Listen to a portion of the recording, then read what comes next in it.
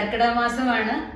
നമ്മള് എല്ലാവരും എല്ലാ ഹിന്ദു കുടുംബങ്ങളിലും വീടും പരിസരവും ഒക്കെ അടിച്ചു തൂത്ത് വൃത്തിയാക്കി നല്ല വെടിപ്പാക്കി നമ്മള് ചേട്ടാ ഭഗവതിയെ പുറത്ത് കളഞ്ഞ് ശീബോധി അല്ലെങ്കിൽ ശ്രീ ഭഗവതിക്ക് വെക്കാന്ന് പറയും. അതെങ്ങനെയാണെന്ന് നോക്കാം. നമ്മള് ചേട്ടാ ഭഗവതിയെ പുറത്ത് കളഞ്ഞ് നമ്മള് ശ്രീലക്ഷ്മി ഭഗവതിയെ നമ്മള് വീട്ടിലേക്ക് ക്ഷണിക്കുകയാണ്. അതിന് വേണ്ട ഒരുക്കങ്ങളാണ് നമ്മൾ ചെയ്യണത്. എന്നിട്ടാണ് നമ്മൾ രാമായണ പാരായണം തുടങ്ങുക. നമുക്കത് എങ്ങനെയാണെന്ന് നോക്കാം. ശ്രീ ഭഗവതിക്ക് വയ്ക്കുക എന്ന് പറഞ്ഞാൽ വാൽക്കണ്ണാടി, അലക്യമുണ്ട്, ദശപുഷ്പം, അങ്ങനെ കുറച്ച് സാധനങ്ങൾ വെച്ചിട്ടാണ് നമ്മൾ ശ്രീ ഭഗവതിക്ക് വെക്കുന്നത്. കർക്കിടക മാസം എന്ന് പറഞ്ഞാൽ ഒരു ക്ലെൻസിങ് പീരീഡ് ആണ്. മാനസികമായും ശാരീരികമായും രാമായണ പാരായണം കൊണ്ട് മനസ്സ് ക്ലെൻസ് ചെയ്യുക. നമ്മള് എണ്ണ തേച്ചു കുളിയും, ഔഷധം ചേർത്ത എണ്ണ തേച്ചു കുളിയും, ഔഷധക്കഞ്ഞി സേവിച്ചും, ദശപുഷ്പങ്ങൾ ചേർത്ത കഞ്ഞി കുടിച്ചും, അങ്ങനെ പല ഔഷധങ്ങൾ കൊണ്ടുള്ള കഞ്ഞികളും കുടിച്ച് നമ്മള് വ്രതം ആചരിച്ച് നമ്മള് ക്ലെൻസിങ് പീരീഡ് ആണ് നമ്മുടെ രാമായണ മാസം, കർക്കിടക മാസം. അതെങ്ങനെയാണ് ഒരുക്കുന്നത് നമുക്ക് നോക്കാം. രാമായണം ഓരോ ദിവസവും പാരായണം ചെയ്യേണ്ടത് എങ്ങനെയാണെന്നുള്ള രീതിയിൽ ഞാൻ എൻ്റെ ചാനലിൽ ഇട്ടിട്ടുണ്ട്. അതെല്ലാവരും കേൾക്കുമല്ലോ അല്ലേ? ഓരോ ദിവസവും നമുക്ക് അത് ചൊല്ലി നല്ല ഭക്തിയോടെ കർക്കിടക മാസം ആചരിക്കാം. കർക്കിടക മാസം എങ്ങനെയാണ് ആചരിക്കുന്നത് എന്നുള്ള ഒരു വീഡിയോയും നമ്മുടെ ചാനലിലുണ്ട്. അതിന്റെ ലിങ്ക് ഡിസ്ക്രിപ്ഷൻ ബോക്സിൽ ഇടാം. എല്ലാവരും എടുത്ത് കാണണം. നമുക്കിനി ശ്രീ ഭഗവതിക്ക് വെക്കുന്നത് എങ്ങനെയാണെന്ന് നോക്കാം. ആദ്യം നമ്മളൊരു മരപ്പലകയില് കോലമണിയ, നമുക്ക് ഇഷ്ടമുള്ള എന്തെങ്കിലും ഒരു കോലമണിയ, എന്നിട്ട് നല്ല തേച്ചു മിനുക്കിയ നിലവിളക്ക് എടുത്തു വെച്ച് തിരിയിട്ട് നമ്മൾ അത് കത്തിക്കണം. അതിനുശേഷം നമ്മൾ കിണ്ടിയിൽ വെള്ളം വെക്കും. നമ്മളിനി അലക്യമുണ്ടും വാൽക്കണ്ണാടിയും, ദേവിയെ സങ്കല്പിച്ചാണ് നമ്മൾ വാൽക്കണ്ണാടി വയ്ക്കുന്നത്. നമ്മളിനി ദശപുഷ്പങ്ങളാണ് വയ്ക്കുക. ദശപുഷ്പങ്ങളെ എല്ലാവർക്കും അറിയാമല്ലോ അല്ലെ? ഒരുപാട് ഔഷധ ഗുണങ്ങൾ ഉള്ളതാണ് ദശപുഷ്പങ്ങൾ. സ്ത്രീകളത് തലയിൽ ചൂടിയാൽ സൗന്ദര്യം വർദ്ധിക്കും. അതുപോലെ ഭർത്താവിന്റെ ദീർഘായുസിനൊക്കെ വേണ്ടിയിട്ടാണ് നമ്മൾ ശ്രീ ഭഗവതിക്ക് വെച്ചിട്ട് അത് തലയിൽ ചൂടാറുള്ളത്. ഇനി നമ്മള് ദേവിക്ക് അണിയാനായിട്ട് കൺമഷി, ചാന്ത്, കുങ്കുമം ഇവയൊക്കെ വെക്കും. കൂടാതെ ചന്ദനവും മഞ്ഞളും, അത് നമുക്ക് അരച്ചു തൊടാൻ വേണ്ടിയിട്ടാണ്.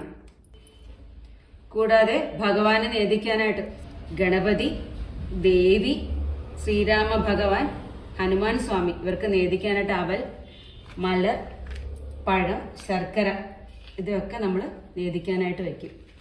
ചേട്ടാ ഭഗവതിയെ പുറത്താക്കി നമ്മൾ ശ്രീ ഭഗവതിക്ക് വെക്കുന്ന വീട്ടിൽ ഐശ്വര്യം വരാൻ വേണ്ടിയിട്ടാണ്.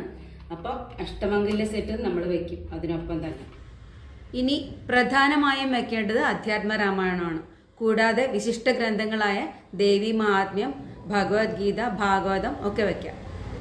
അതിനുശേഷം നമ്മൾ ഗണപതി സ്തുതിയും ദേവി സ്തുതിയും രാമസ്തുതിയും ഒക്കെ ചൊല്ലി നമ്മൾ രാമായണ പാരായണം ആരംഭിക്കും. ഇവ കൂടാതെ ചിലയിടങ്ങളിൽ നിറയിടങ്ങഴിയും നിറപറയും ഒക്കെ വെക്കാറുണ്ട്. അത് ധാന്യങ്ങളും വിത്തുകളും ഒക്കെ ഉപയോഗിച്ച് ചെയ്യാറുണ്ട്. ഐശ്വര്യത്തെ വരവേൽക്കുക എന്നാണ് അതുകൊണ്ട് ഉദ്ദേശിക്കുന്നത്. മിഥുന മാസത്തിലെ അവസാന ദിവസമാണ് നമ്മൾ കർക്കിടക സംക്രാന്തിയായി ആചരിക്കുന്നത്. അന്ന് ഞാൻ പറഞ്ഞതുപോലെ വീടും പരിസരവും അടിച്ച് തൂത്ത് വൃത്തിയാക്കി ചേട്ട ഭഗവതിയെ പുറത്ത് കളഞ്ഞ് നമ്മൾ കർക്കിടക സംക്രാന്തിയുടെ അന്ന് തന്നെ ശ്രീ ഭഗവതിക്ക് വെക്കാനുള്ളതെല്ലാം ഒരുക്കി വെക്കും. കർക്കിടകം 1-ാം തീയതി അതിരാവിലെ എഴുന്നേറ്റ് കുളിച്ച് നമ്മൾ ശ്രീ ഭഗവതിക്ക് ഒരുക്കി കഴിഞ്ഞാൽ ഭഗവതി കൺമഷിയും ചാന്തും കുങ്കുമവും ഒക്കെ തൊട്ടു എന്നൊരു സങ്കല്പമാണ് നമുക്കുള്ളത്. അത് കഴിഞ്ഞിട്ടാണ് നമ്മളും അതിനുള്ളിൽ നിന്ന് എടുത്ത് കൺമഷി എഴുതി, കണ്ണെഴുതി, ചാന്ത് തൊട്ട്, കുങ്കുമം തൊട്ട്, കൂടാതെ മുക്കൂറ്റി, പച്ചക്കൂട്ടെന്നാണ് പറയാ, മുക്കൂറ്റി നമ്മുടെ കയ്യിലിട്ട് നല്ലോണം തിരുമ്മി നമ്മുടെ നെറ്റിയിൽ തൊടും. നമ്മുടെ ഭ്രൂമധ്യത്തില് അത് തൊടുന്നുകൊണ്ട് ഒരുപാട് ഗുണങ്ങളാണ്. ഞരമ്പുകൾക്ക്, നാഡീഞരമ്പുകൾക്ക് ഉത്തേജനം നൽകുന്നതാണ് മുക്കൂറ്റി. അത് അവിടെ തൊടുന്നതുകൊണ്ട് നമുക്ക് നല്ല ആരോഗ്യം ഉണ്ടാവും, നല്ല ബുദ്ധി ഉണ്ടാവും. അങ്ങനെയുള്ള ഗുണങ്ങളൊക്കെ മുക്കൂറ്റിക്കുണ്ട്.